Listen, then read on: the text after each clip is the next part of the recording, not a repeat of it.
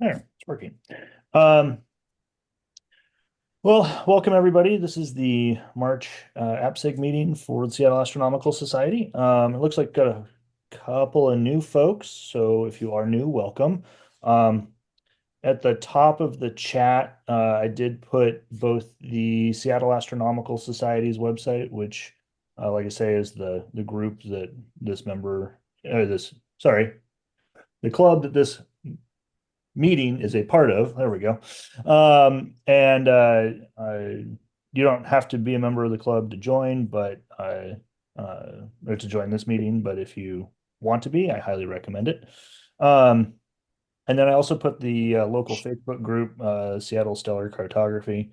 If you're not a member there, that's a great place to uh, learn about astrophotography and uh, ask questions and organize outings and all of those sorts of things. So, a couple of resources for you there.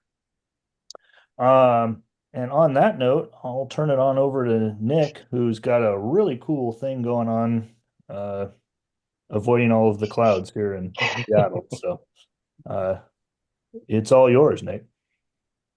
Thanks, Matt. Hey, everybody. My name is Nikhil Joshi. I go by Nick, and I've been an avid astrophotographer since about 2016 when my daughter became a teenager and decided she just did not want to spend nearly as much time with me as she had previously. And so I had always been interested in astronomy. My undergraduate degree is in astronomy, and I kind of dove into it big time around 2016. And, I think maybe the best way to put it, as you guys probably definitely understand, is the definition of an optimist is being an astronomer in Seattle, and we're all familiar with the challenges of imaging through the clouds, maybe only a few months out of the year. I'm also a teacher, as you might have gathered at the beginning, and so it's really hard for me to leave even for a couple of nights here or there during the school year because I gotta get a sub, and I can't take that many days off, etc. So for me, imaging has always been a summer hobby because of um, of my teaching schedule. But then, of course, then we have these really short nights, and so all of the frustrations around this, have been building for years and years and years. Um, I had looked at the idea of remote imaging, I would say 5 or 6 years ago or 7 years ago. But at the time, it was really expensive. Like it could cost you $800 or $900 a month to get a rig someplace. And I think the technology was not nearly as advanced back then as has become today. And what actually I started down this path was I was getting frustrated and I said, you know what?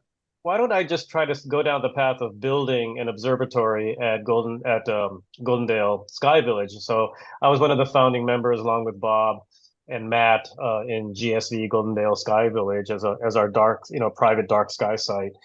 And I started researching the possibility of building a remote observatory down there. I developed some new skills and it could be a fun hobby and build for me. Uh, but as I started looking at that and realizing that, how am I going to get the data down and the practicality of that, I ran across this Starfront organization. And when I looked at the numbers and the cost of just what I would have to maintain in uh, data services to download gigabytes of data every month instead of having to drive up to Goldendale and bring a hard drive back of data with me, it started looking that like a hosted site like our SFRO was more cost effective, especially when I did the comparison to how much am I spending per month to maintain and operate a remote observatory on my own for the number of clear nights a year that I can anticipate. And Starfront started coming out ahead. And so I looked at it and I was looking at the page and my wife said, "What's going on here?" I'm like, oh, she takes a passing interest, I should say, in my hobby. And I described the situation to her and she was like, "That's really cool." And then she just said something I hadn't expected. She said, "Why don't you just do it?" I'm like, "What?" She's like, "Look, at that price point, just try it out for a year and see how it goes before head down this other path." So I'm not going to say no to that. And so I put everything else on hold, and I started going down the Starfront Observatory path. And I've really been enjoying it. And so it's time to maybe share it with you guys to see what my short experience has been like. All right. So what is Starfront? Uh, they are a telescope hosting facility in Central Texas. All right. Um, and so what you do is you lease a pier from them, and then you send your equipment down there, and they give you power and everything that you need to run the telescope remotely. This is a video that somebody actually took. I think some of the staff took it with the drone. These are all the buildings. They started with buildings 1 and 2, which were down there. And just in the last, I would say, 10 months to a year, they've added all of these other buildings and customers, and they're starting to fill out. This is building 7. My scope is right there at the top of my mouse. I'm kind of hovering over it right there. So that's actually my scope right now. And I'm imaging right now, and we'll jump over to that near the end of the presentation. Let me just show you a bit to play the video. It's really kind of cool to see all of those telescopes lined up and ready to go for the night. So this is just a drone kind of flying over all the scopes. And you can see there's a wide variety of scopes in terms of sizes. And what's of particular interest, I think, is look at the density of the scopes that inside of these buildings. All right. So this is what made the model far more intriguing and I think possible at all is the density. I'll play this once more. You'll notice there's some big scopes back there in buildings 1 and 2. Those are some, 12, 14-inch CDKs and plane waves and stuff like that. But also, if you look right, so you can see some intermediate size scopes here, but I think if you pause here, most of those scopes are Red Cat 51s. All right. Those are Red Cat 51s on AM3s and AM5s, and I'll talk about that. And that's what suddenly made the price point very, very interesting. And so I think this is something that they've been able to pull off at Starfront that previous attempts at hosting have not been able to pull off. Oops. And Nick, we got a question for you. Yeah, go ahead. Not a question, but I was just going to say thank you so much for doing this presentation. I am myself in the middle of setting up my shipment to Starfront, Oh, actually. great. Yeah, Great. so this timing could not have been more perfect. So I reserved a pier like a couple of months ago, and I was busy with other things, but now I'm getting into it. Like I'm sending a ASCAR FRA 400. That's the idea. It's a wide field scope, Yep. and just ordered the AM5 mount yesterday, actually. I was using a EQ6R Pro, but I believe at Starfront, the AM5s are working pretty good, and they are Yeah, also they no need for counterweight and all that. So I still need to order a few more things, but next month or so, I'll be, doing some shakedown trials and whatnot and getting it ready. But I love the idea of Starfront, actually. yeah. It's so frustrating here. It is. Yeah, so you got, I hope you're gonna have a lot of really good stuff to look forward to. So I think Yeah. this will be good for you. And I might reach out to you if I have any questions Oh, because yeah, absolutely. Yeah, yeah, yeah. You can you can we'll exchange emails and stuff like that. No problem. awesome. Thank you. Yeah. So for those of you who aren't aware, Starfront offers, about 200 plus clear skies, clear nights in Bortle 1-2 territory in the central Texas. But they also provide a lot of really useful amenities, right? So every pier that you saw in that video has 110 volt, power supply running to it. And I ship my own power strip to share it across my various devices. So I've got plenty of reliable power. They've got great internet access with multiple fiber lines and a number of dark fiber ready to go when they need it. So I've never had any issues with internet speed or reliability so far to access my scope. Once you get your scope shipped down there and assembled, they give you VPN access to their intranet, um, which is useful for those of us running PCs, but it's crucial for those people that are running ASI airs and C stars. So there are people running ASI airs on site at Starfront, and they're through the VPN running everything from their phone in Texas, as if it was just outside on their deck here in Seattle. And just recently, they've added support for C stars and these new generation of small, smart telescopes for people who are just jumping into the hobby. So I can talk a little bit about that. I don't have any direct experience with the sea stars, but the solution down there is actually pretty cool. Um, as Samantha was saying, what you do here is you assemble your rig and then you test it. Can't overemphasize that enough, is testing the rig up here before you ship it down. But you test it up here, then you disassemble, pack it up, ship it down to Starfront on via UPS. And then there's that agonizing, 1 week, 9 days wait as you watch Samantha, you'll be watching every day, you'll be checking in to see the progress of your scope heading down there.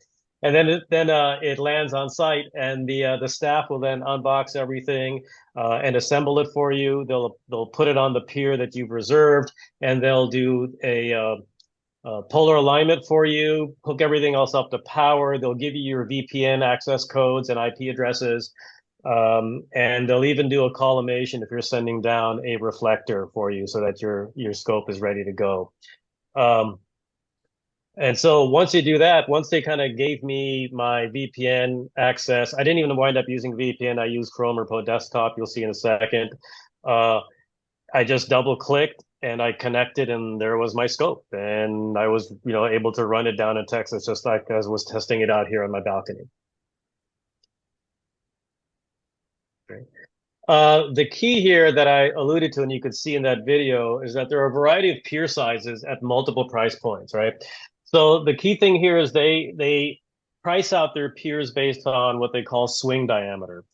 And so what you do is you measure the distance from the intersection of your right ascension and deck axis to the farthest point on the telescope. So, when I had everything assembled, I measured it out, and that gives you your swing radius, and then you double that. So the idea here is you've got, telescopes slewing all over the place, and they just got to make sure that they don't intersect. And so based upon the different sizes of telescopes, they uniformly space out their piers as you saw in the building. And so they'll have entire zones of light pier setups with swing diameters of no more than 48 inches, or mini pier setups with swing diameters of no more than 36 inches. And this allows them to maximize the number of piers that they put into a building. So, that's what really allows the price to come down. So they've got, 200 or 300 piers already ready to go, with most of them already filled. And so that allows, so this gives them the economy of scale to bring the pricing down, which I'll show you when we go to the website. The smallest sizes are the mini and light piers. My rig is on a light pier. I wanted to go a little bit bigger than the minis, because I would have had to. Well, the telescope I wanted to send down was not a mini. I could have sent down my 60 millimeter Takahashi, but I had this wonderful AP Stowaway 92 sitting there. I'm thinking, if I'm going to image with anything in dark skies, it's probably going to be that Stowaway. And so that's the one I wanted to send down, which pushed me up to a light pier. But like I said, they recently added C-star support, and then you've got the larger pier sizes for like your 120 millimeter plus reflectors, and then their standards are for the 120 millimeter class refractors. And then your big newts and your big catadioptrics go up on and their big plane waves go up on their heavy size. So if you guys are ready, let me see if I can switch over to the website.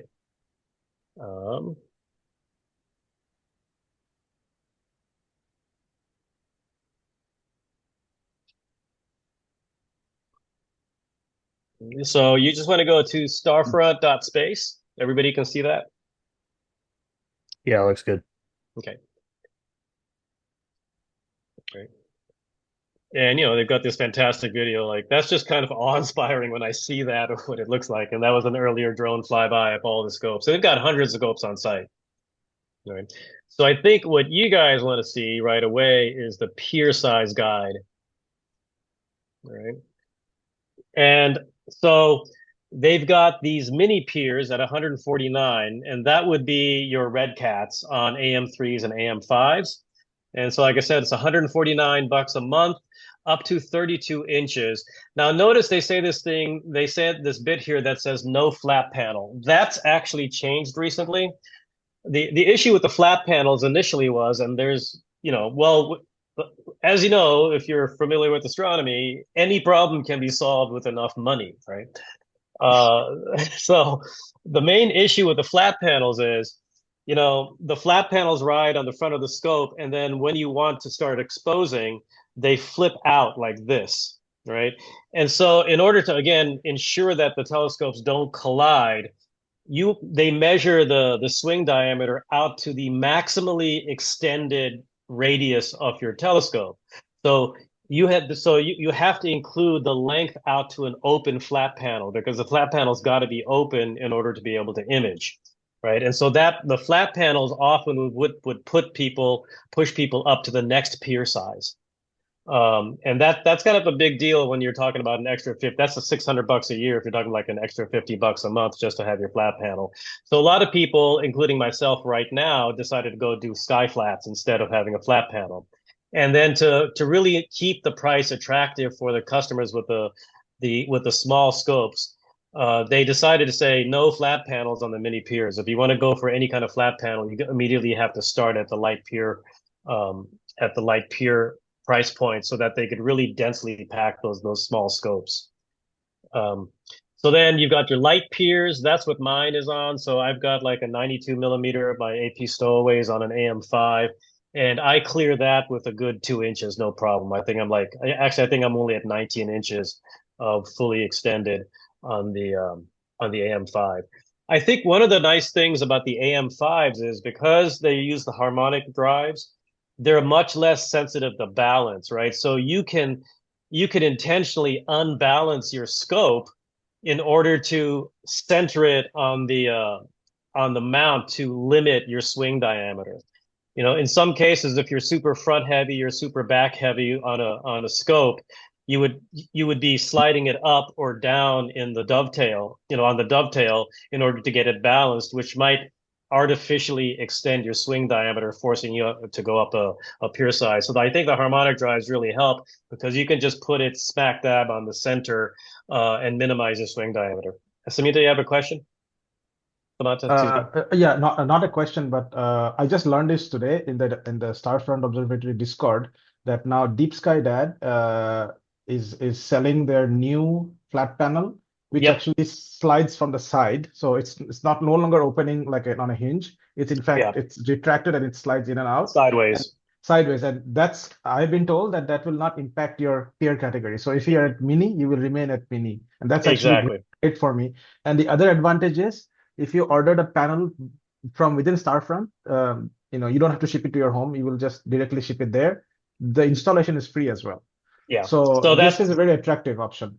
Yeah, and I think the Deep Sky Dad owner was paying attention to what was happening and decided to come up with a new model of flat panel, like Samantha says, instead of opening out like this, it opens to the side and Yeah. it'll open down so that it doesn't extend your pier diameter size at all. And so people are just queued up. The moment they say they're available on the website to purchase, I think you're going to see like 100, 150 of these things get purchased right away. I'll probably buy one also because as I've discovered, it can be pretty dusty down in the middle of Yeah. nowhere, Texas, and I Yeah. want to keep my optics closed, protected as much as possible. That's the same reason. Like I think I'm okay with sky flats. Even at home when I image, I use sky flats most of the time. But the dust is my concern, and I believe with that, it will solve that problem. Yep. So you can see the standard pier size has a 58 swing diameter, and you can see your kind of 100 millimeter, 120 millimeter class scopes are up there at 299 a month. And then you've got your heavies. And these would be your big RCs, your big CDKs from Plane Wave, etc., and stuff like that. And then I think after that, they go even beyond heavy to like, or maybe the heavy might include it. I think the biggest scope up there right now is a Delta Row 350 from Plane Wave. So that's kind of like the hero scope for me if I ever win the lottery or something. So those are the pier sizes. Uh, Pier size guide. When you go to reserve one, if I click on that, hopefully I don't accidentally, reserve another pier. That would be suboptimal. You can choose options. Let's see. And you can get a peer cam. One thing I haven't been able to find easily is they also maintain a storefront. Um, and it's not easy to find. And people have said, guys, we can't, give us a direct link. Maybe it's under reserve a peer. Um, and yeah, maybe here when you say choose options, no, not choose options. Maybe if you go to all products, up here accessories, there's another place where you can go. What they sell is also things like you can buy spare cables, you can buy power strips, you can buy all sorts of the little niggly bits that might break or you might forget to send down or you might not realize you need.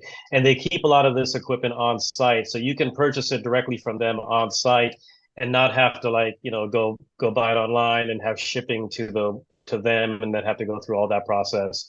So you're like, oh crap, my USB cable just seems to have died on my camera. And you can just go to the store if you can ever find the link and just say, hey, I need a USB-C cable or USB 3 cable for my camera, $15 and put in a support call and they'll just grab a cable out of storage, replace your cable and charge you the $15 on the next monthly charge. So keeping like that storefront, I think, is really handy just to keep down to improve the response time. So is there a certain amount of maintenance included in the rental? Yeah, there is. So let's go to that. So, you guys can go explore the website, watch the videos. I think if you have some, questions about it, when you go to the homepage, um, at the bottom, so Bray Falls is the guy who started all of this, and he maintains his own, YouTube channel and website. And so at down here are all of these videos that talk about why Starfront, how Starfront works, 20 or 30-minute videos on, okay, so you're thinking about doing remote imaging. Here's some things to look out for. Here's some things to consider if you're constructing a remote telescope. He'll even show you how to measure, swing diameter on your scope if you're going to be sending it down to figure out what kind of peer size you want to use. So these videos are really great. These videos are really helpful if you're considering it. Once my telescope was in progress of shipping down, I just kept watching the videos just, to kill time and anticipate my telescope going online. So you can, go down there and look at all the videos on what it means to be imaging remotely. All right. So let me go back to the slide deck. And I'm going to kill that because I got a lot going on in my computer right now, and I don't want it to be laggy. So if we go back to the presentation, um, so another great benefit is dedicated, staff on site. So if I had built an observatory, say at Goldendale, say that, we have a really cold night and the wire cracks on my USB camera, right, on my camera. Well, now I got to go down there. Like all of a sudden I can't connect to my camera and I don't know why. So now I got to drive 4 hours down to Goldendale, maybe in the winter. Hopefully the passes are clear, and drive in the cold, debug my camera to only find out, oh, great, it was like a $7 USB cable. And hopefully I brought a spare with me. Otherwise now, I'm driving into town, etc. So, you know, day-to-day basic maintenance and stuff like that can be done by the staff. They have a newly installed support customer, CRM to manage support requests. So in addition to handling basic hardware and software problems, and they'll do this for free. The other big thing is they live in these RVs on site, and so I think there's every night somebody's on the night shift monitoring the weather, and it's like, oh crap, it looks like clouds are coming in and there's lightning, or it looks like it's really going to rain, or the humidity's really high. We don't want all the telescopes to get soaked. They'll just hit the big red buttons and all those 7 roofs automatically close, right? So with staff on site, there's at least the peace of mind knowing that your equipment's is going to be safe, because I used to live in the Midwest. All of a sudden, this thunderstorm can come out of nowhere in like 10, 15 minutes. And so they monitor that with their weather system. In addition, they've got people on site to make the calls when the computer might not be wise enough to handle it, despite what AI thinks it can do. They do handle the basic hardware and software problems, like I mentioned, replacing cables. They even have these great services. So like, okay, it's full moon. You're probably not imaging a whole lot. You can put your name on the scope cover list, and they'll go to your computer. They'll take your scope cover. They'll pop it over there, and that night you can run your darks during a full moon night. And then the next morning they'll take the scope covers off, and then the lens caps off, and then you're ready to go again. This is cool. I have a Rasa. Let me tell you, I'm missing F2, going down to F7 with the refractor. And in the back of my mind, I'm thinking about sending my Rasa down there. They'll even swap the filters on your Rasa for you, right? So you can say, hey, tomorrow night I want to start, as we get towards full moon or towards, first quarter, I want to switch over to narrowband. Please, pop my dual band, H alpha O3 filter on my Rasa, right? And so they just maintain that list, and they'll go and they'll do a sweep of all the Rasas, and they've got a bag with your accessories on each pier, and they'll just reach into your bag, pull out the filter, swap the filter in for you so that you're ready to go with the new filter that night. So that's pretty cool, which really allows something like the Rasa that can't take a filter wheel to be useful down there. More complex support is billed out at $50 an hour in 15-hour increments. For some reason, I don't know, the temperature swings in Texas, etc., or maybe your polar alignment goes out of whack, or you just want a better polar alignment. If you notice maybe your tip tilt wasn't great and you want that adjusted, if your telescope goes out of collimation, if you want a lens or filter or sensor cleaning, or something else happens and you need, it's not just a cable swap, something else is happening with your camera or some piece of equipment, and you need them to kind of check it out, since, they provide this extra level of hardware support since you're not on site. And that, like I said, is just billed out to you. I think they'll do a monthly bill, and any extra work according to the support service fee, they bill out to you when, once a month if you use it, or whenever you use it. Any questions so far about the support? I found it to be really great. When I set my scope down, everything arrived unharmed, and they set it all up. But when I tried to use it, my filter wheel was working fine, but within an hour or two, I was starting having problems with my filter wheel. And then when I was taking frames, I noticed like, oh, look, my filters aren't registering. I could see like the circle of the filter and the circle of the dark part of the filter wheel. So it wasn't registering properly. And so, I filed a service. They open up an automatic service request for installation. And they took it apart, they opened it back up again, and all it required was a tightening of the main spindle screw, and then they attached it back on there, and I haven't had a problem since. So that kind of work that actually did not get charged out at the 50. That was included as part of the initial installation. They kind of understand that once you do the initial install, there's going to be some teething problems, and so. I think that was part of the initial installation. They wound up not charging me for that. Can you take the equipment down there and set it up yourself, or work with them to get it set up or whatever? Yeah, they accept deliveries of equipment. And so a lot of people who live near Texas or around Texas or in Texas opt to drive down. All you have to do is email the staff, and they accept deliveries on Saturdays. So you just tell them which Saturday you're planning to come down, and they'll give you a window when you can show up at the observatory. Sadly, they don't give you a tour or let you inside of the buildings. There's just too many scopes packed in too tightly. Basically, Yeah, you can sure. deliver your mostly assembled imaging train. So a lot of people will assemble the entire imaging train, and then, okay, here's my mount, here's my imaging train, here are my power accessories.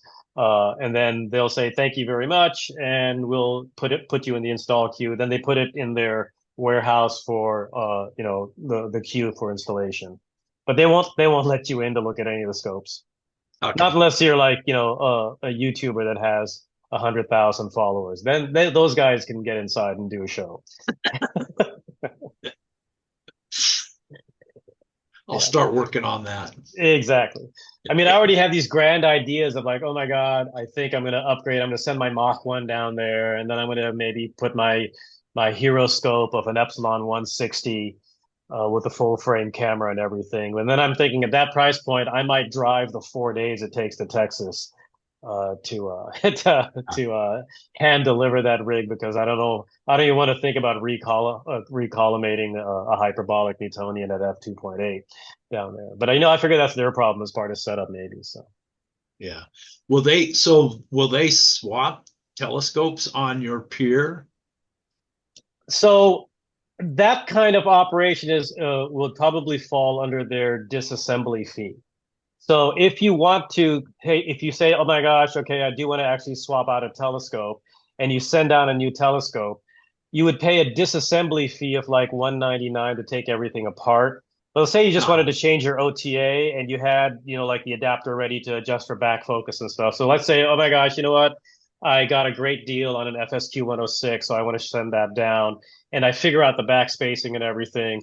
If I set on the FSQ with the adapter and say, can you take my entire imaging rig off of off my stowaway?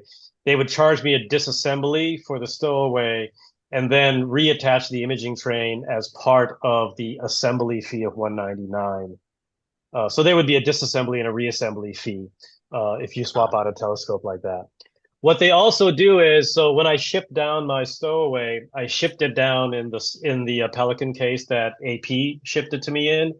And when I did that, I weighed the empty case and I included return labels for the empty case and the empty case um, for the AM5. So I shipped the AM5 and I shipped the stowaway in their original shipping cases.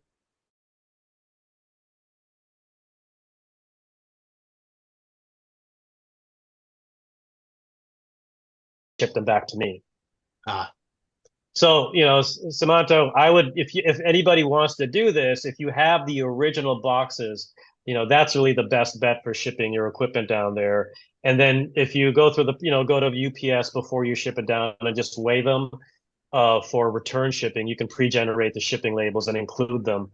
And then they'll ship your original boxes back to you. Otherwise, they will dispose of all the shipping boxes. They just don't have the storage capacity to yeah. warehouse all of your gigantic, foam shipping boxes. So, there has a really active community. There are, I think, over 1,400 members on their Discord server, and they are split between the open channels and then the customer only channels. So anybody can join. If you're not a member and you just want to find out and ask questions of members, you can just go ahead and join their Discord and ask questions. Or some people just keep their rigs at home and it's just a new community for them to share, joint astro imaging, discussions while they're imaging and debug problems. So they've already built up a pretty good community of non-members. But the people who actually have peers, you can go to a customer only set of channels, and that's where you can have a general discussions and you can talk about more specific things that are inside the community. I mean, it is Discord, so you kind of have to deal with the chaos that is Discord. It's not a well organized set of forum topics and channels like you have on Cloudy Nights or groups.io. It is just like, hey, here's the general chat channel, and in the last 30 minutes there have been 57 unsorted messages, right? And so Yeah.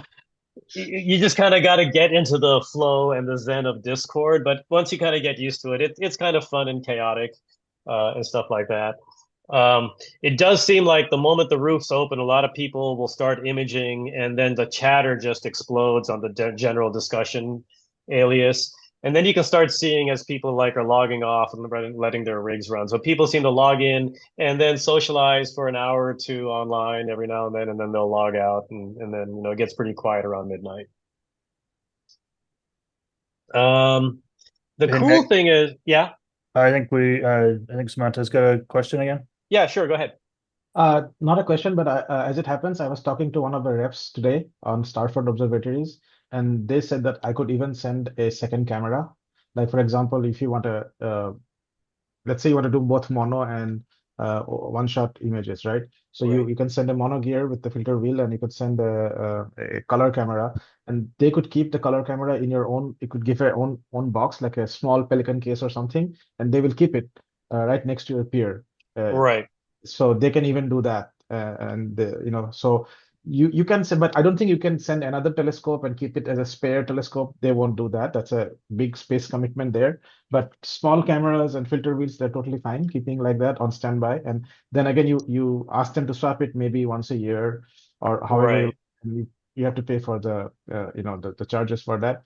Another thing I learned is that there is a shipping broker called Pirate Ship, and if you ship your items with them, it will still ship through UPS, or I believe it's USPS, one of these two, but you pay a substantially less fee. And this was great for me because I was thinking, oh my God, if I have to send mount and scope and all of the bells and whistles, it's going to cost me a pretty penny to ship all of that. But apparently you can get like 30-40% discount if you use the service. And all of this I learned by joining the Discord. And Yeah. I have joined Discord like even before I reserved my peer, but nowadays I'm more active because I'm working towards getting my rig ready to send it. I mean, I have a rig to image at home, but to do a remote imaging, the whole equation changes because now you need a remotely operated switchboard. You need a power box like a Pegasus Astro or Wanderer Astro, whatever one of those. You need a flat panel if in case.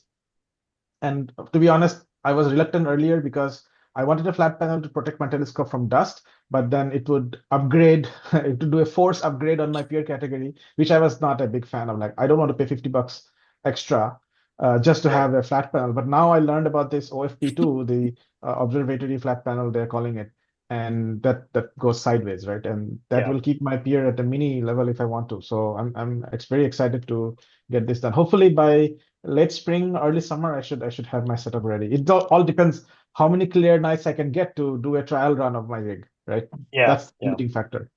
So I know what some people have recommended and what some people already do is they might have a point 0.8 reducer for their scope, and then they might have a 1.5 extender that they keep on the pier.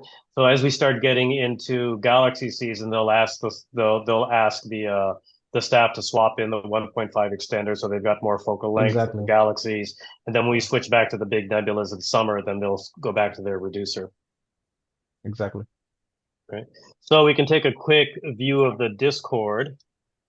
Uh, Not quite sure exactly how that goes, but maybe we'll look. Well, we can definitely look at the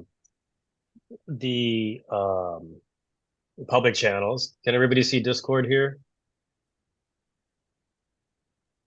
Yeah. I want to make it a little bit bigger.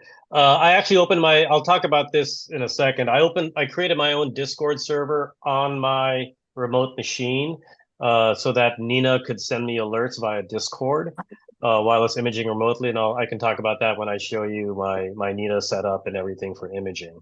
But if you go to the Starfront Observatories Discords, so you can. I have a lot of them hidden, but you can see like the general under main are the non-customer channels.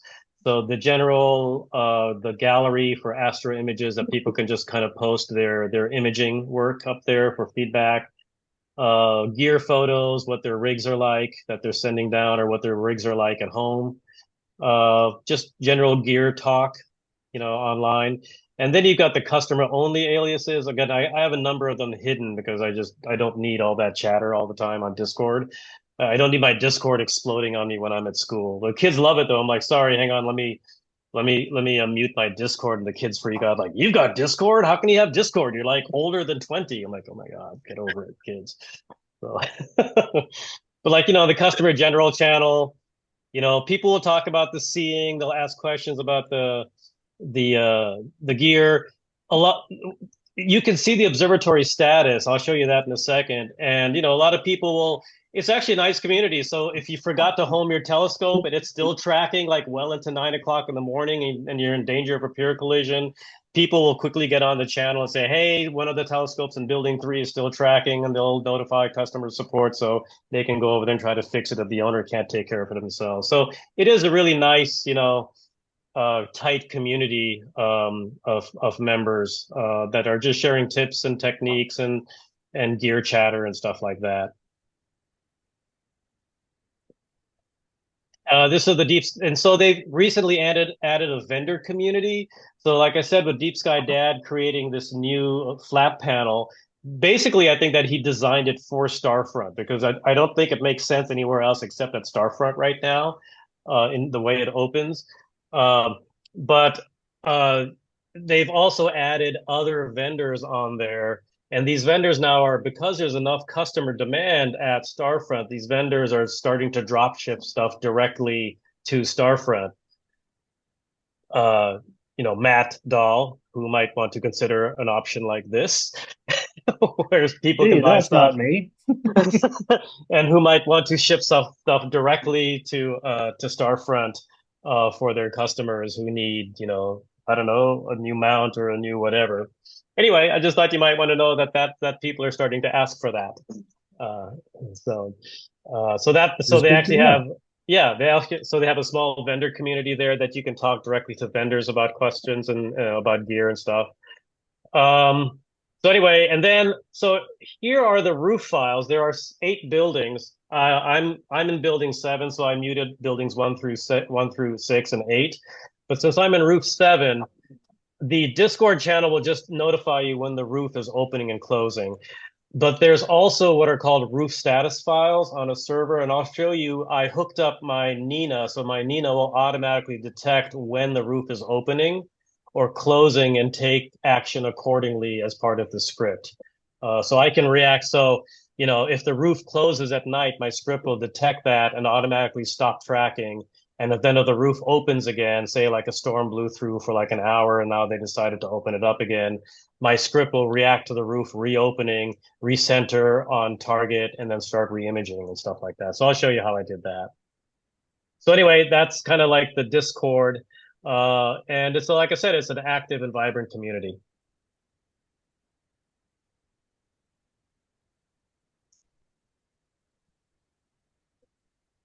All right, so Discord. Okay, so we can take a tour of my rig.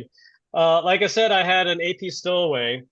I also have an RST 135 that I briefly considered sending down, and I thought, hey, I could save, $2,500 if I send my existing mount down. But I like that mount, first of all. It's a great visual mount. I think it's better suited for visual than an AM5 or an AM3. And I also used it in the summer for doing solar imaging and also just, visual work uh, during the summer here. So I decided to go get an AM5 for the size advantage and the fact that it's already a well-known mount and there's probably over 150 of them down there, so the staff is already familiar with them, and it was a no-brainer. So Matt kindly found a way to get me an AM5 pretty quick. um, the key thing, also, that I bought a rotator, right? You can't just go into the backyard and say, okay, I just want to change it to this angle because I'm imaging this target. So I also got a Pegasus Astro Falcon V2 rotator that then allows me to set my framing remotely. So I can use the rotator as part of the framing wizard, and that also takes care of it automatically. A lot of people say, well, you don't really technically need the rotator. You can just go with whatever fixed angle you want. And then you can always build a mosaic if you want to have a different orientation. So you build a mosaic and then you crop and rotate as you want. But at F7, I didn't want to do like a 4-panel mosaic just because I wanted to rotate the image by 45 degrees or something like that. Um, and the way I look at it, we have so little control or artistic freedom on the framing of an object. Why lose another degree of freedom on how you position it in a rotational angle in your frame? So that just allows me to be more creative and have more fun if I went ahead and just bought a rotator for it. The big thing is really assembling and testing your gear before you send it down. You want to verify that everything is working, that you can connect to it. So, I would set it up down in the basement, when I couldn't find a clear night here, and then I would run it up up here in my office in the second floor of my house just to make sure that I was comfortable with like connecting, doing framing, slewing, And of course, in the back of my head, all I could think about was like my wiring snagging because I'm not at the mount watching the meridian flip in real time at 2 o'clock in the morning to keep it from snagging. So, paying a lot of attention to cable management. So, Samantha, what I would say is, while you can do a few things to help them with the cable management, in the end, it really is their problem, the cable management. So, although I have this beautiful setup here that you see in the image, they just put in cables and tied them up with a zip tie or whatever, and they're kind of flopping around, but it hasn't caused me any problems. And it took me a while to get psychologically and emotionally comfortable with, well, if it's a cable snag, it's more of a them problem than it is a me problem. I don't know what happens, like if a cable snags and it rips out, the connector on my AM5. I don't know if I have to pay for that or if they're liable because they're the ones who are managing the cables for me. And I haven't asked that question yet. So that's just an unexplored territory. I hope I never have to explore. But they'll Yeah, do all the cable management and everything for you. that's great. Yes. I Um, also so ordered the CAA today. It will take, I don't think I'm getting it soon because they are waiting on a shipment from China. mhm. And for anybody who is contemplating to order stuff, I should say ordering sooner is better because I saw on Egina Astro website that tariffs are going to hit soon. So things are going to get even more expensive. Yeah. So I hurriedly ordered my AM5 last night because of that reason, because I was dilly-dallying and not getting on it. Okay. So I think soup to nuts, it was like mid-October when Meredith said, "Hey, go for it. Go do this." I'm like, "Are you serious?" And she's like, "Yeah." And I'm like, "Okay, I'm gonna buy a new mount and a rotator." And she's just kind of looked the other way. But, I started buying stuff. Um, and, with shipment times and back orders and everything else, really about 6 weeks to get all of the odds and ends, the rotator, the mount, the extra guide scope and stuff like that. Matt had a few things in stock. He had to order a few things. Uh, but then assembling it and kind of dry running it in the basement, learning enough of Nina and everything else to get things attached and working and slewing and stuff like that. Took me about a month or two.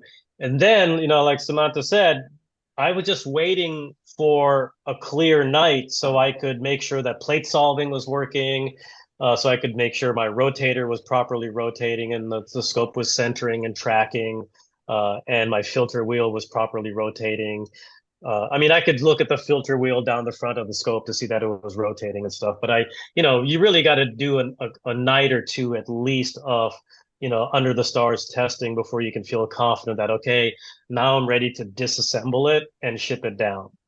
So when I broke down the system, I I really stripped it down to just the OTA. So I took the focuser off, so it was just a naked, focuser spindle. I racked it in, and once it was all racked in, and then I loosened up the EAF and took it off. I disassembled the entire imaging train. I disassembled the filter wheel and took out all the filters and shipped the filters in their boxes separately. I separated the the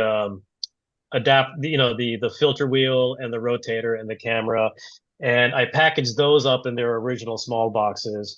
Then put those, with inside of larger boxes and shipped them down. And so they assembled everything back together. I also included a document with lots of pictures on how everything goes together, suggested cable routing, and stuff like that, which they mostly followed, I should say. They mostly followed. Um, the other thing I ordered was this crazy $189 power strip. Why is it $189? Because I can SSH into my power strip across the internet and use a web server there's a web server and a VPN client on the power strip so I can connect to the power strip across the internet. The reason is if my Windows computer hangs and it's not responsive or it flips out, right? I could file a support ticket to say, hey, can you just power cycle my computer? But that could take them, 12, 14 hours, 16 hours, whatever, wherever it lands in the queue. But with the power strip, I could bypass the PC and connect to the power strip with my phone through VPN and I could power cycle, the power block one where my PC was connected. To make that work properly, I went into the BIOS of my PC. So I just bought a little B-Link, Nook-sized AMD Ryzen-based CPU. I went into the BIOS, and all the modern computers, you can set the BIOS to boot on power. So if the computer hangs, I turn off the power to it and I turn the power back on. And when the power turns back on, the BIOS will detect power and then automatically boot. So I can power cycle my computer if it becomes unresponsive from on their end. And so that's just the kind of stuff that you have to think about when you have to think, what are the kinds of things that would require me to do some kind of physical interaction with the device, and how can I minimize my need for physical interaction and do remote access stuff so that I don't generate a lot of support calls? Because each support call, it might be a free, yeah, I'll power cycle, but it might be 24 or 36 hours by the time they get to it because they got 200, telescopes on site. So, that power strip was something they recommend. Now, there's also a $20 power strip that people use called CASA, which they actually keep on site. So again, you could just send it down there and say, please give me one of the CASA 3-port power strips so that you can buy from them for like $40. But I don't know, because I'm me, I'm like, ooh, let's get this crazy or extra fancy, super complicated, internet accessible $189 power strip.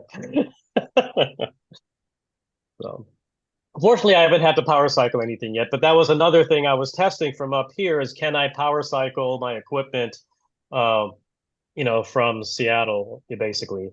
One thing I might do is, especially in the summer when it's pushing like 105 degrees in Texas, is, at 9 o'clock after I'm home, I will shut down my PC, and then I will I can schedule the power strip to turn off power so that I'm not keeping a running PC in 105 degrees.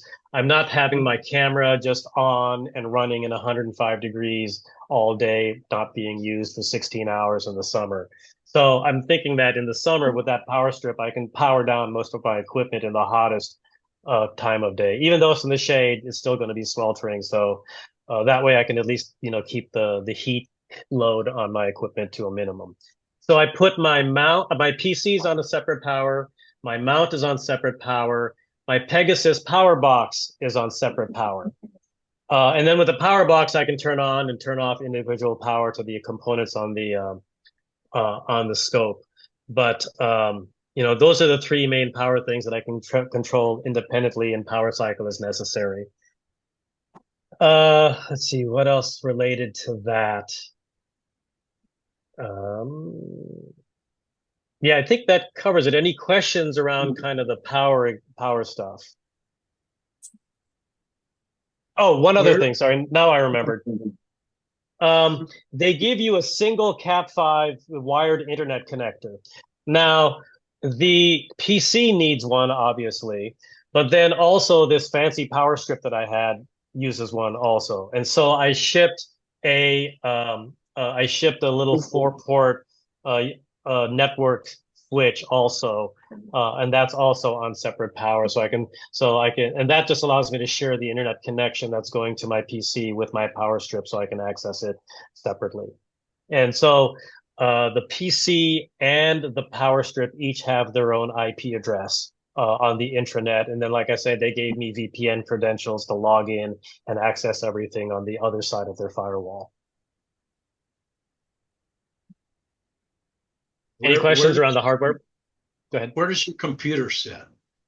So there are two options. A lot of people will mount the computer up on the scope, like a lot of us do anyway when we're imaging, just to keep the number of dangly bits to a minimum. If I did that, I would still have had to send a Cat5 or network cable up to the PC. And I would have had to put a power cable up to the PC because I don't run the PC off of the Pegasus power box. And I would have had to run power for the power box. So instead of doing the telescope mount for the PC, they'll just zip tie your PC to your pier also, if that's what you want. So they're happy to do a pier mount of the PC by just zip tying it to the pier, or you can put it up on top. And so so my PC is down here on the pier, and I'm only sending power and USB up to the Pegasus power box and power box Advance. That's the only thing going up to the pier, and then my AM5 connects down from the AM5 to my PC on the pier. You guys want to go check out the rig? It's up and running. Yes. Let's do it. All right. Let me go bring remote desktop. Well, tell you what, let me actually log out of my connection, and I'll show you how I connect to it from, soup to nuts. All right. So I use, and they recommend, most people use Chrome Remote Desktop. I don't know. I'd never used it before, but you know what? It's great. I was using Tight VNC, like a free VNC server, which would have required me to set up the VPN and everything. But Chrome Remote Desktop is just a breeze. Once you install it on the PC that you want to target and the PC that you want to use, um, everything just happens over the HTTP protocol or whatever under the covers through Google Magic. It just works, right? So all my computers are named after Federation starships, and since my imaging PC in Texas is the one that's really the farthest away, clearly it had to be named Voyager because it's out in the Delta Quadrant, which is otherwise known as Texas. So I just click on Voyager, and then here's my PC running in a window. I'm running Nina. It's right now it's doing an autofocus. Everything's up and running. So this is everything I installed on there. I even installed PixInsight on there because, I could just, while it's running, I don't like the Fitz viewers, from like ASI Studio or anything else. I really like the screen stretch that PixInsight uses. And so I just love it so much. I just installed PixInsight onto that PC. Some people, if you buy a fast Ryzen, pure PC, a lot of people are just doing their basic script-based pre-processing of PixInsight, like on site at SFRO, and then they just download the master XISFs to their home PC.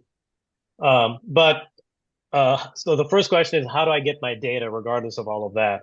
So I have a Dropbox. I use Dropbox.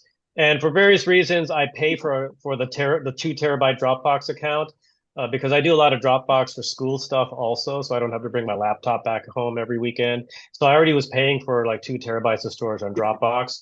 So on Dropbox, I just created an SFRO folder. And so Nina's base directory lies in Dropbox, and as it creates frames and saves frames, it just saves it in the local Dropbox in Texas, and Dropbox just does its thing and uploads to the cloud.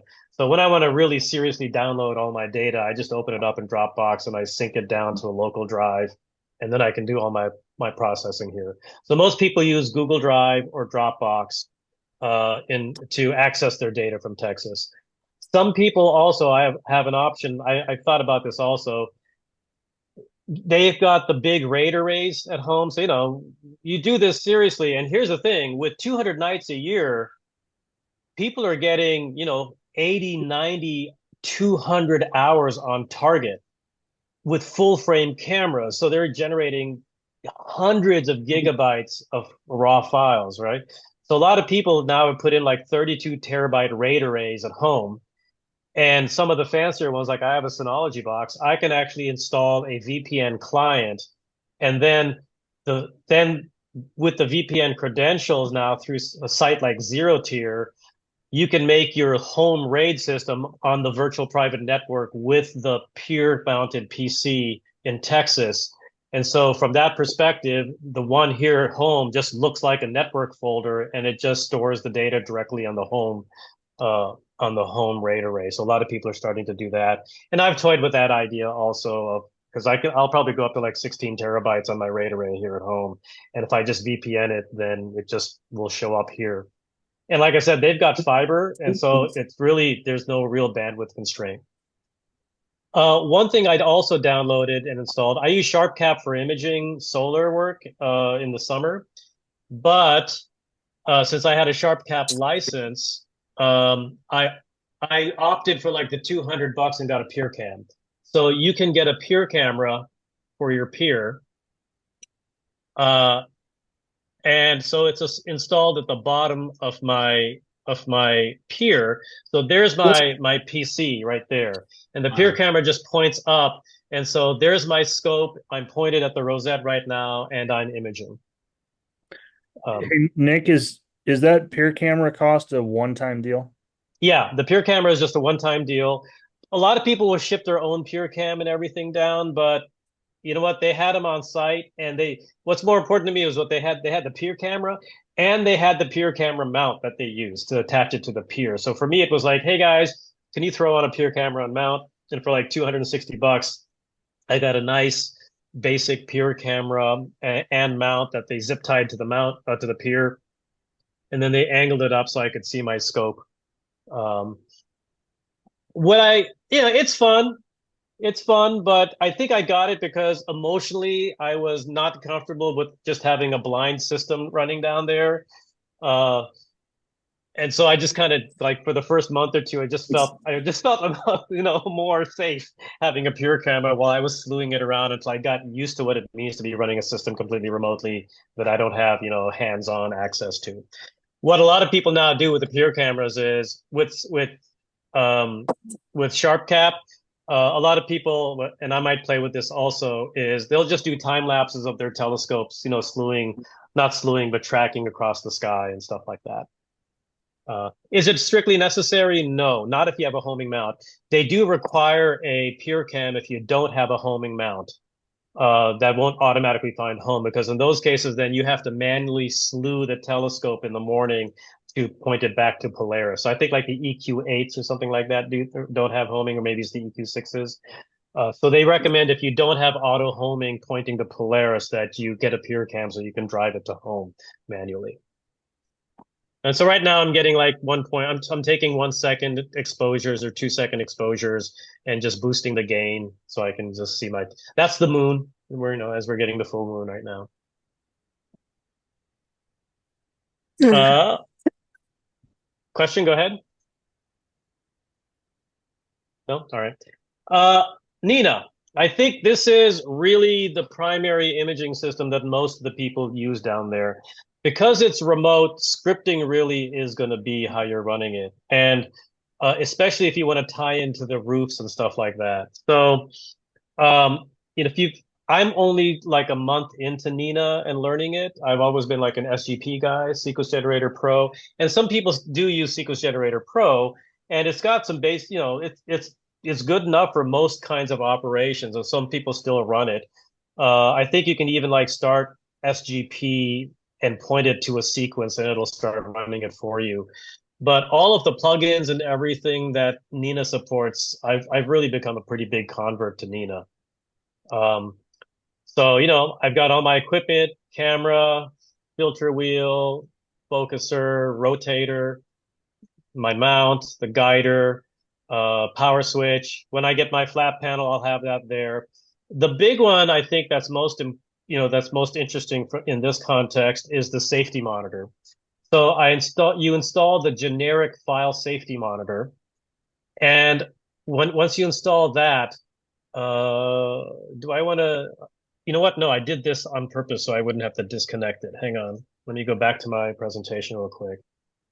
So when you download the generic safety monitor, you can then point it to a file server and a directory, and then you can point it to a text file, and that text file can contain information that can be parsed by the generic safety monitor. So that's what Starfront does, is they've got a file server for the buildings, and in each building, there's a directory, and that directory has a roof status file. And the roof status file has a little bit of text in it. And basically, I'm parsing that text file and I'm looking for a status that says open. If that status says open, it means the roofs are open, it's safe to image. right? And if the status says closed, it means that the roofs are closed. And technically that's unsafe in the sense that it's not safe to image the roofs are closed because it's raining or hailing or it's daytime or whatever. It's cloudy, it's not worth opening, etc. So each building has a roof status file, and then people connect to it with this generic safety monitor to determine if the roof is open or closed. And I'll show you how I use that in a second. So if we go back to Nina, whoops, I was already up in Nina. So the generic safety monitor is configured to attach to those files. So when we go to the imaging display, you'll notice up here, I hope you can see it, it says safety monitor, and there's a nice, quiet checkbox that says is safe. That means the roofs are open. Okay. And so where do I use that? So let's go look into my sequence. So I've been, playing with the sequence. The sequencer is fun. I've been enjoying the sequencer and learning how to use it. And so here's the startup code for the sequencer. The very first thing when the sequence starts up is it finds home. It's already home, so it throws me a warning that says, dude, you're already home. But never hurts to just instantiate, get the telescope to a known position, which is pointing at Polaris. Like I told you earlier, I installed my own Discord server. It's kind of on, it's kind of very hip of me to install my own Discord server at 58. But the reason I installed it is I then downloaded the Discord alert plugin. So at various points in my sequence, it will just send a message to my Discord server. So I don't have to log in through Chrome Remote Desktop to look directly at the status of Nina if I don't want to anymore. I can just check my messages in Discord to see how my sequence is running. All right, so it says, hey, the sequence has started. We're waiting for dark. And this is the key here. You see, this command is wait until safe. Okay, so this command pulls the safety monitor, and the safety monitor every couple of seconds is checking those safety files. And it checks the safety file. And if the safety file says unsafe, it reports unsafe. And then this says, well, wait, if it's unsafe, don't do anything. So wait until the safety monitor reports safe. And when the roof's open, it's safe. This goes true. And now it goes forward and starts cooling. So here's the deal. If it isn't safe till 10 o'clock at night, I don't bother cooling my camera until the roof's open. All right. So I'm going to wait until the roof's open. Then I'm going to cool my camera. And I've started off taking sky flats. So now I wait until the sun altitude. If the sun altitude is above 7 degrees, it's too early for sky flats. So again, I cool my camera and then I wait till the sun's ready to go. Then I downloaded some enhanced commands. And one of these is a generalized if expression. So now I wait till the altitude is greater than 7. So the moment it becomes, 7.0 or 6.9 degrees above the horizon, I now check to see if I'm above 2 degrees. That means that if I'm below 7 and above 2, I've decided it's safe to now try to take some sky flats. Because if the roof doesn't open till 9 o'clock at night, the sun will be below the horizon and the if will just skip all of this code that takes my sky flats for me, right? So then again, just in case, I wait until I'm safe. In case the roof goes unsafe between the opening and the sun altitude level, I wait until safe. I start taking my flat exposures with the twilight flat functionality. And then when I'm done taking my flats, I find home again. I go back, I slew home, and then I wait. So that's my general startup. All right. Now, in the main nightly loop, so after that, I wait until nautical dusk, so it's dark enough to actually start imaging. Then I switch to RGB and I run an autofocus so that I'm now nice and focused to start my evening. And then I start my nightly loop, right? If you start learning and playing with Nina, you have these things called triggers that will activate whenever necessary. So if my HFR increases beyond 5% over a short period of time, it says maybe you need to refocus, so it'll automatically trigger a refocus, etc. Meridian flip's pretty important. This will always check for a meridian flip during every step of of the um, the sequence. I then go into my loop condition. So now I'm going to loop until astronomical dawn.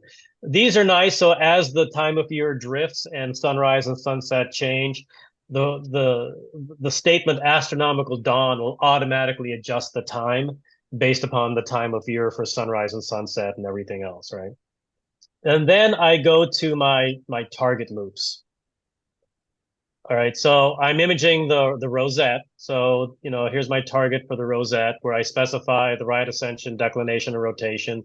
This is all set up in the framing wizard in Nina. My goal is not to teach you Nina, but I just want to show you like some of the things that is by automating it now.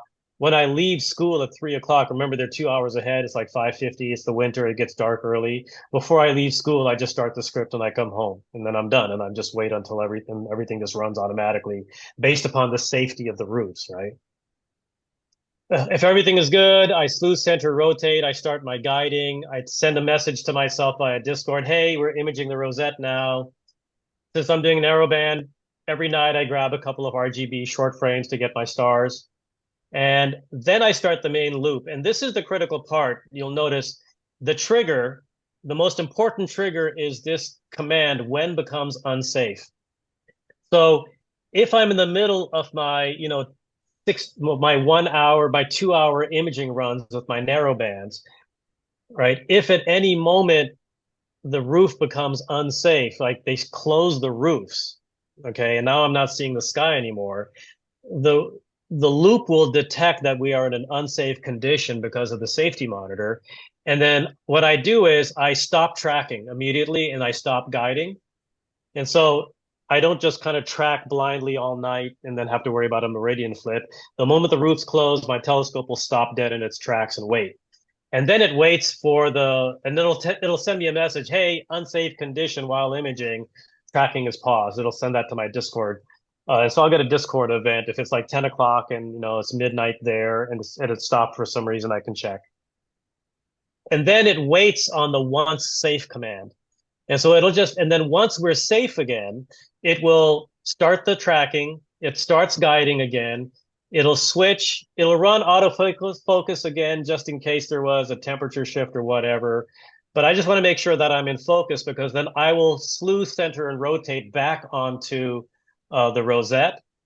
And then I send a message to myself on Discord that says, hey, we're safe again. We're recentered on the target and we started imaging again. And then it'll go on and continue imaging. And so this loop will just monitor the safety condition of the roof. And it's deep inside of the imaging loop so that it will detect the safety condition of the roof as soon as possible and stop the tracking. Some people say, I don't care if I got a lot of black frames. I'm just going to keep tracking. And if the roof opens, then I'm back in business again. I don't know. That felt a little inelegant. And I like programming. And so I decided to integrate with the roof files. And so, what will happen is we'll keep looping on and keep taking images on the rosette until it drops to below 30 degrees altitude in the sky. And then we'll break out of the rosette and we'll drop into my second target of the night. So after basically the rosette sets, it will automatically then switch to M81, M82. And you can save this looping and all of this looping code as a template file. Or you can just duplicate this and just I want to create a second target loop, which will duplicate all of this code. So I don't have to rebuild it all again. I just put in the new coordinates for my new target, which is all set up in the framing wizard. And then it has all of the, when becomes unsafe in code, etc. And then I just run my lights on my second target. And then this will loop until astronomical dawn. And when astronomical dawn hits, I go to my basic end sequence, which is, pretty short. Basic end sequence, I start warming up the camera. I just basically turn off the cooler. I go back to home and park the mount. And then I just send a message saying, hey, we're back in the morning. The scope is successfully homed. And I'm done for the night. And really, it's gotten to the point now where the only thing that goes wrong now is me forgetting to start the sequence. And by next month, after I get a little bit better at this, I'll probably have, like, in one of my plugins now is shut down PC. So at the end, I'll just shut down the PC, turn it off, um, and then I will schedule the power supply to turn off power to my PC, and then schedule it to turn back on again, say 4 o'clock local time. It turns on, the PC will detect in the BIOS that it has power. It'll reboot, it'll turn on, it'll activate Nina. Nina will automatically connect to all of my equipment, and then it'll start the sequence, and it'll just wait for astronomical dusk again to start everything up again. So at that point, I could go away on vacation for 2 weeks, and theoretically, the system will just run itself every night. How low can you image? How low in the sky can you image? So it depends on your location in the building.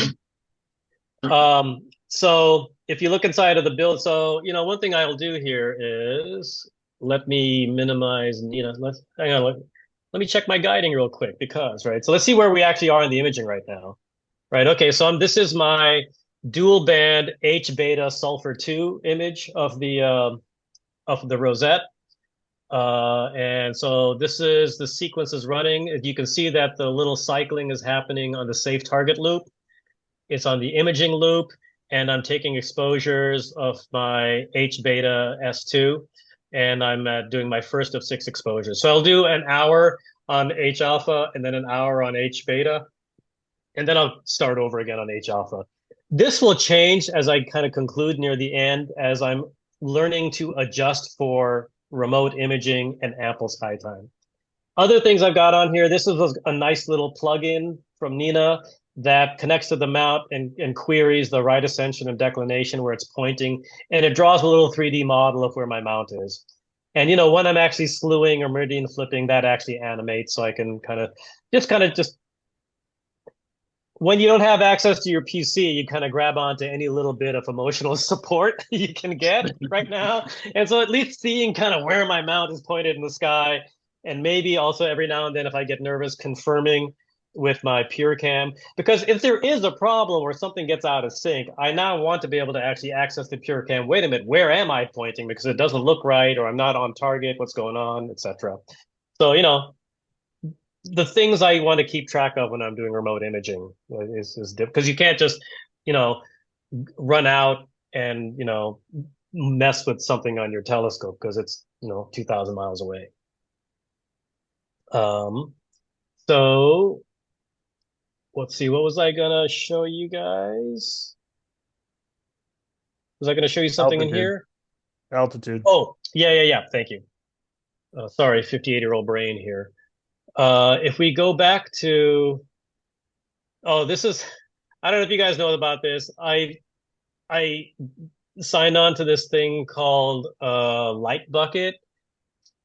Let's see, can I actually, I have to, so when you go, so here I am, and everybody who's signed into Light Bucket, you can see where people all over the world currently have their telescopes pointed to, right? So when I slew to an object, it just updates my right ascension and declination imaging coordinates, and you can see where people all over the country are pointed to, and they're currently imaging. So this was just kind of it was a free, a free plugin. It's just that's the kind of fun stuff that you can do with Nina that really kind of sold me on it.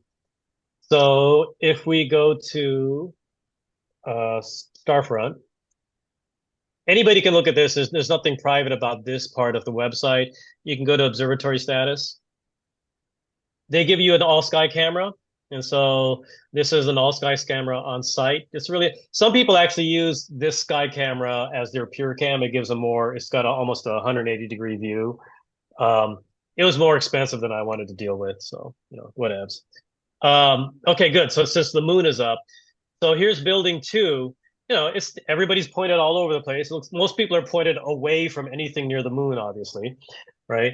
But depending upon where you are in the building, so that's looking south. For whatever reason, they chose to extend the roofs to the south. But I think that the roofs are far enough away and they're low profile enough that you can see that they're just barely above the horizon, and nobody's imaging like 5 degrees above the horizon or something like that. So, if you're on the north end of the building, you have pretty low walls to access. But if you're on the north end and you're pointing north, you got a wall in front of you. So you're probably, and they said that I think nobody is obscured above 30 degrees or even above 20 degrees. So no matter where you are in the building, 20 degrees is probably okay. And there are some, it's south of here, so like the Dolphin Head and a couple of other things are just starting to barely peak above the horizon. So, yeah, everybody wants to shoot south and get a peek at those things that we can't normally look at. So yeah, it depends upon where you are in the building. And then you can use like a horizon file estimator and generate a custom horizon for your location inside of the building with Nina. And then you can actually say, hey, when my object clears my local horizon, then point to it to start imaging and stuff like that. So you can see all of the scopes and where they're pointed, kind of all over the place right now. It's a bright moon, people. Yeah, really. So this is a 2.4 second exposure. So it looks like daylight, right? With the moon. So everybody's probably running. So here's building 7, and if I open in a new tab, and then can I zoom in?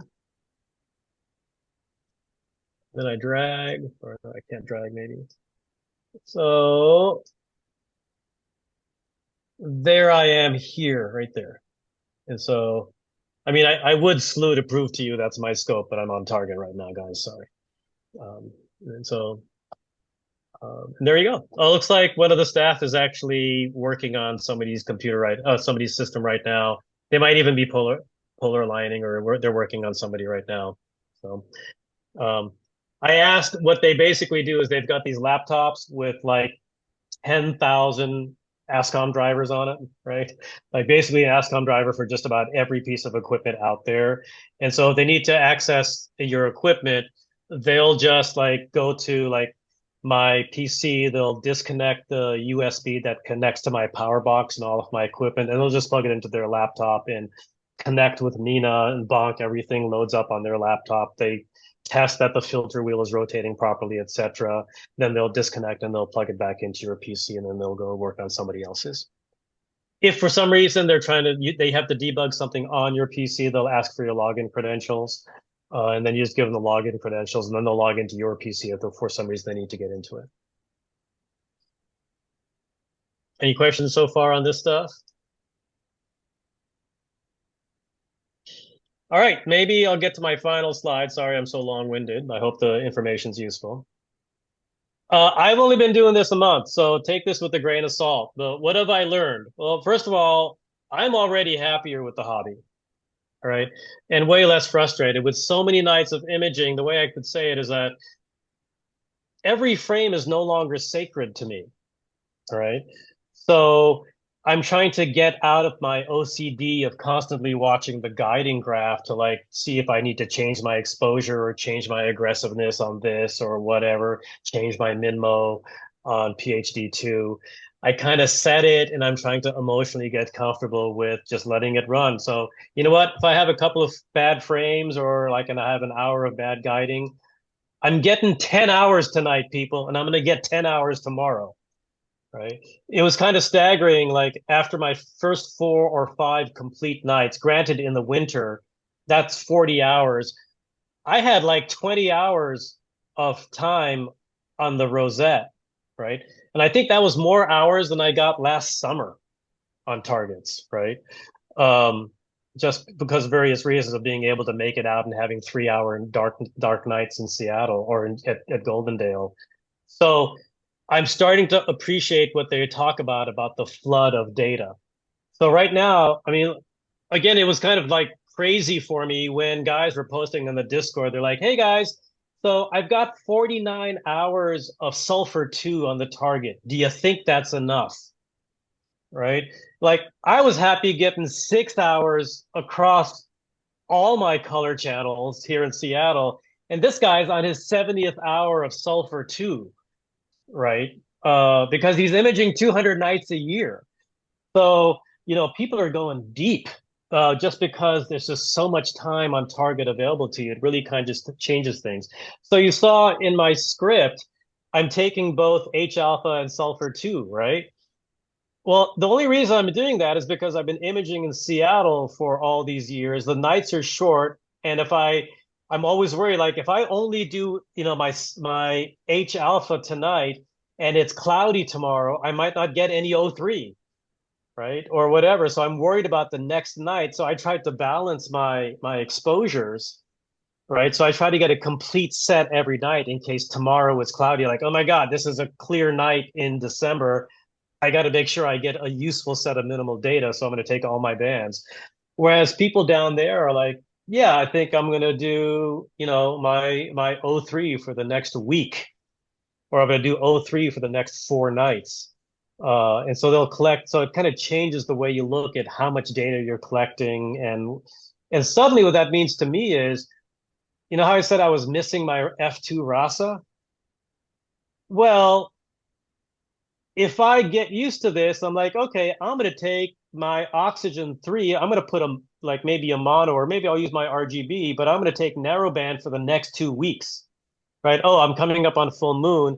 I'm going to post a support request, a support ticket, and ask the staff to pop out my clear filter and pop in my dual band narrowband into my RASA. And for the next week, I'll image narrowband on my various targets. And then once we're back to third quarter and it's dark, okay, take that out and pop in my RGB, please, my clear filter, and I'll image the next 2 weeks for my broadband targets. Right. So when you feel like you are having lots and lots of time on target, I think it really kind of changes the calculus, if you will, being a math teacher, on how you allocate your time and how you're using a telescope. So that's kind of what I'm starting to figure out. And let me tell you, I'm kind of jonesing to get my Mach 1 and my RASA down there and doing F2 for 200 nights a year. Uh, um, Scripting and automation are the key. The other thing is with 200 nights per year, like I don't want to I can't just sit at the computer for, 200 nights watching my guiding graph, right? Especially when I'm sitting on the couch trying to watch a movie with my wife. So it kind of changes how I'm spending my evenings. And so trying to be less obsessive, let it run. If I get a weird, put in Discord notifications for any kind of errors if something isn't working, like, hey, your camera just disconnected. Okay, I might like to actually take a look at that right now. But aside from that, fire and forget, hang out with my wife, watch movies, read a book, do something else. As opposed to what I was used to, which is, okay, I'm going to drive to Goldendale for 4 nights. I'm going to be full on doing astronomy, and I'm going to stay up all night watching my guiding graph, right? So now I can allocate my time differently instead of sitting at the telescope. Now, wait, what if I like sitting at the telescope? So this kind of, and the moment I kind of told some of my friends, and I'm guessing maybe Bob is wondering this too, hey, Nick, what about GSV? What's going to happen with that, right? If I'm getting 200 nights down in Texas, how much time am I going to spend down at GSV? Well, I think I'll probably now come down.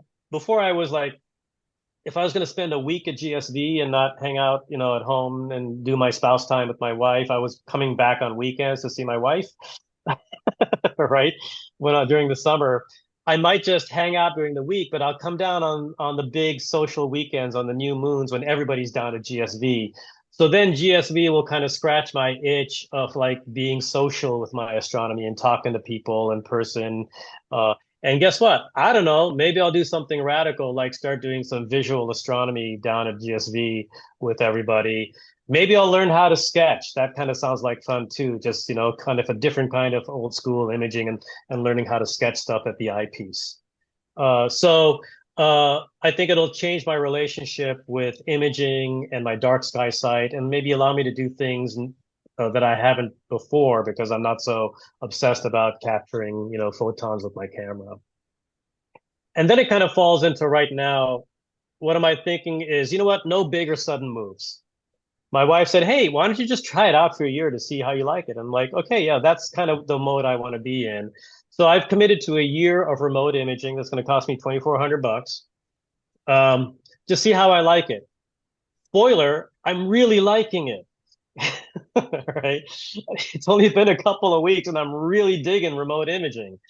Um, so I don't think that's going to change any. But you know what? I'm not going to make any big changes to my astronomy hobby right now in the next year. So, I'm not going to sell my GSD lot to pull all the money out. I'm not going to like suddenly go buy a bunch of new hardware and ship it down to Starfront and kind of, give up the upgrade fever, etc. Though, like I said, I'm toying with the idea of sending my Rasa down there already. But I'm not going to do that for the next year. I'm going to keep this rig. I'm loving it so far. It's a better experience than a lot of things that I've been doing up here in the summers or the random night in February that we get. Um, it's been a lot of fun. So no big moves or changes to my hobby in general. But if in a year I'm like, this is great, uh, maybe I will like double check my Rasa. And I done the measurements. I think my Rasa on an M1, on a Mach 1, still is a light pier. It still fits in the 24 inch or 48 inch pier diameter, so I wouldn't have to upgrade my mount. That could be something in not this coming summer, but the summer after I drive down there and I have all of that installed. And that'll be a big rig at F2 down there. Oh yeah, that's something I forgot to mention. One of the things that they do is they're doing collaborative imaging down there. So there's so many telescopes. Uh, so they'll say, "Hey guys, the next month or two, we're going deep on such and such target." Right? And when they say deep, they're saying, okay, hey, we're gonna get we'd like to get 50 scopes on this target for the next 2 months. So like they did M33 and they got 1,200 hours of broadband and narrowband data on M33 to do that image, right? Um, and so kind of the goal now is with that many telescopes being able to be on same target for that long. One of Bray's hobbies that I think he's driving with this entire effort at Starfront is, hey, let's point to really dim, uninteresting locations in the sky, and let's go 1,000 hours. Let's go 2,000 hours to see can we discover something that's so faint that nobody was able to detect it because they didn't have 30, 50, 100 telescopes at their disposal for 2 months of imaging time. So, that's another way of getting involved and is doing these deep collaborations on interesting parts of the sky. Some people have already are on their second or third pier down at SFRO. It's addictive. All right, guys, I'm long-winded. I'm done. Happy to answer any questions.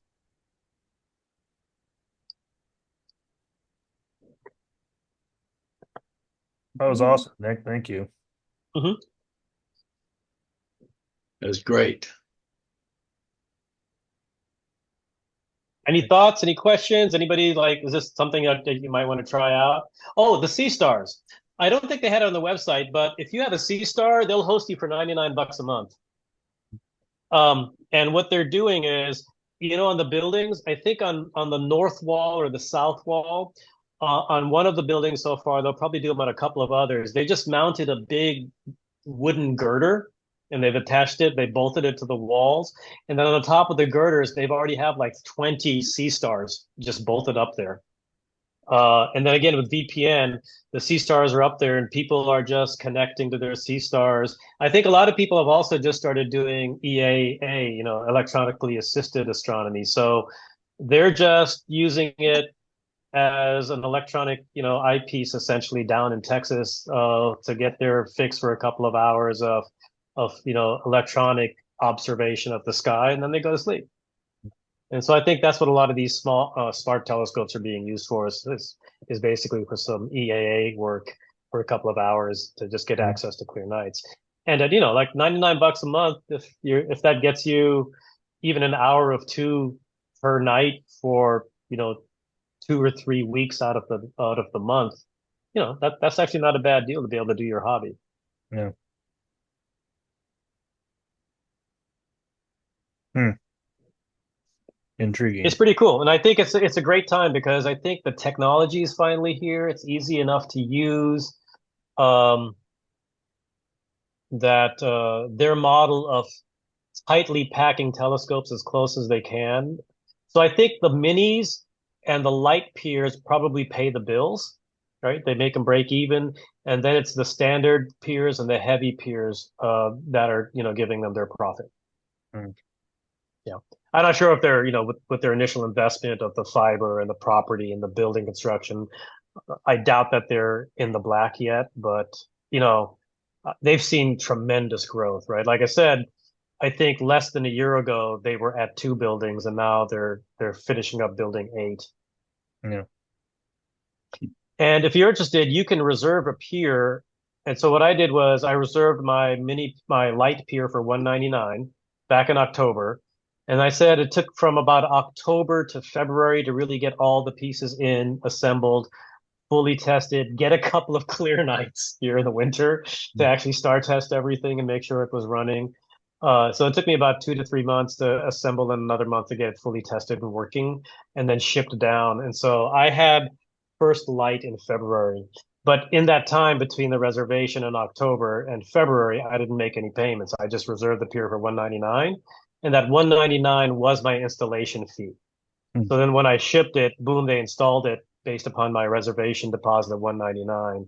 And I only paid for my first month, at the beginning of March.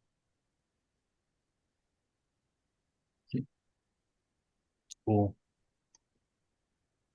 Question about whether or not you could share how you set up Discord. Oh, yeah, sure. It was pretty easy. I had to install Discord. So I installed it on my peer PC, since that's got to be running anyway for any of this to work. And I'm the only user of that Discord. I mean, my friend has a Discord where I do all my video game and general chatting, so I don't need to do that on my own Discord. But yeah, Discord was easy enough to install. And then all you do is if you go to the plugin, well, if you go to Discord, let me see, I'll pull up Discord here. So there's my Discord server. It's called Nox Machina. You're not sharing. Oh, I'm sorry. That's right, I forgot. Let's share screen too. You guys seen it now? Yes. Yeah. Okay. So here's my Discord server, Nox Machina. And I created a channel called Nina Alerts. And then if you go to the settings, under what's called integrations, right? Under integrations, you activate what's called webhooks. And I created a new webhook, and that webhook I called Nina Alerts. And that basically creates a URL to that channel to allow for posts over get and put HTTP commands. So then you can copy the webhook URL from Discord. And then you install the Discord alert plugin. And in the Discord alert plugin, you see where it says Discord webhook URL, you just post that URL here. And that connects Nina's plugin to that Discord server through their web API, basically. And then in your scripts, like I showed you, if you go into your scripts, if you type in, search for these. So if you type in Discord, these are the 3 Discord commands. So just Discord will send a message to whatever webhook is attached. So I'm using those right now. So Discord send message, hey, scope successfully homed at the end of the day, right? At the end of the sequence. You can send so this is a trigger under Nina. So every time you finish an image, you could send a message saying, hey, I'm going to send a message every time I've taken an image. And this is the one I want to play with. I just got Discord working today, so I haven't played with it. But send after failure. And I'm guessing that you can probably specify what kind of failure it wants to monitor for.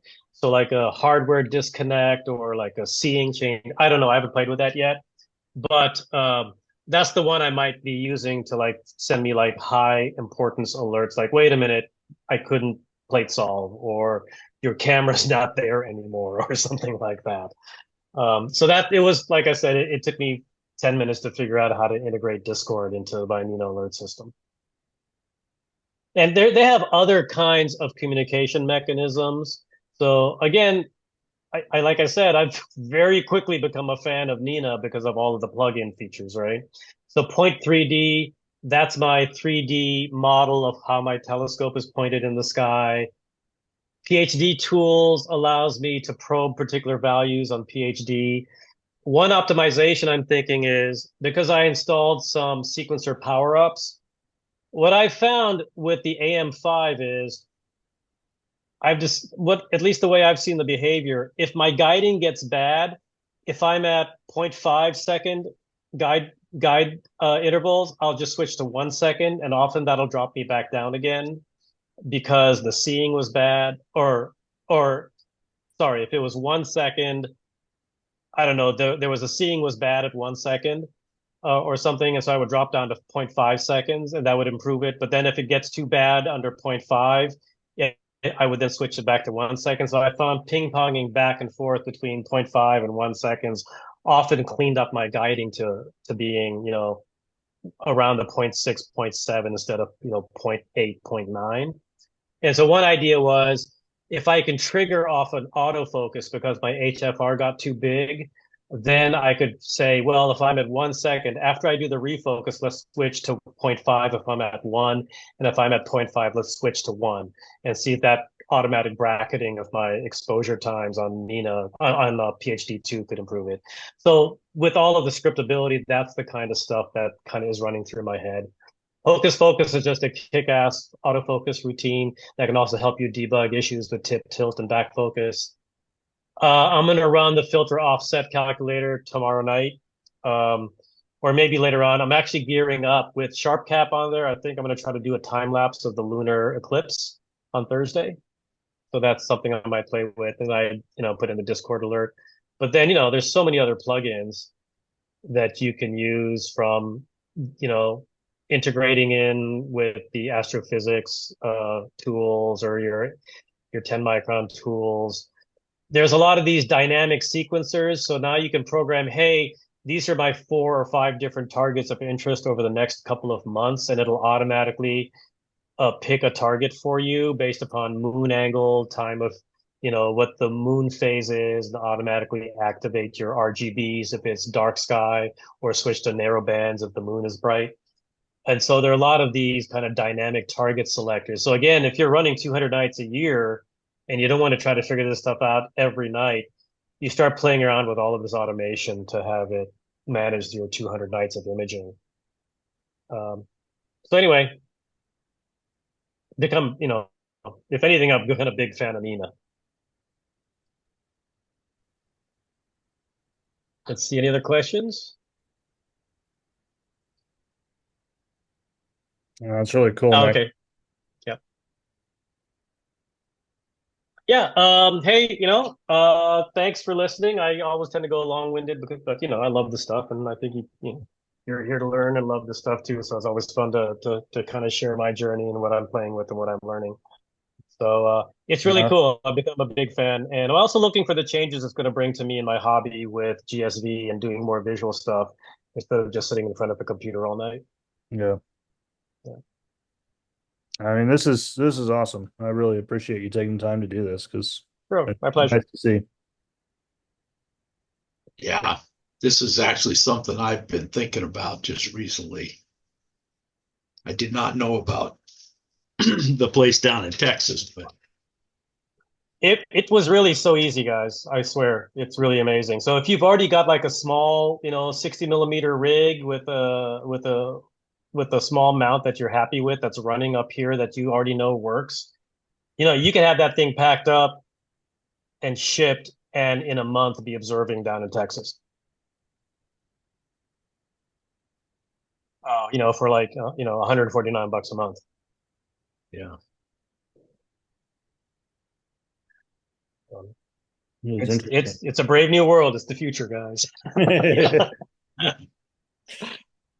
And it's interesting, like with light pollution and everything else that's happening, I don't know. This might just be the only way we can really do our hobby in the next 20 years. Like the next generation of young astronomers that are coming up, this just might have to be the way it happens because, you know, not everybody lives in a dark sky site with clear skies, and like we do. And, Yeah. it's funny. I've even talked to my wife. We're not going to retire for 8 years, but I said, you know what? This means that my hobby does not necessarily constrain where we retire to. Like before, I'm like, okay, we're moving to Arizona or New Mexico because I want to be able to do my hobby. But now it's like, you know what? As long as we factor in me having a remote observatory down in Texas, you want to go live in Ireland? All right, let's go live in Ireland. She loves the fog and the rain. It's baffling. Uh, so anyway, it's really interesting. It's fun. Awesome. If you have any other questions, you can get my email from, or let me just put it here, you guys. I'll put it into the chat. Uh, so nrjoshi@mac.com. You can send me an email, and my, if Simanta, if you want to contact me on Discord, I'm on Discord. He dropped off earlier, Oh, you but dropped. Oh, okay, but yeah, you'll but he is get it to me. he'll email you, he said. So Okay, that's great. Yeah. On Discord, my handle is Nox Machina, and at least on that server it is. So. Hey, well, thanks everybody.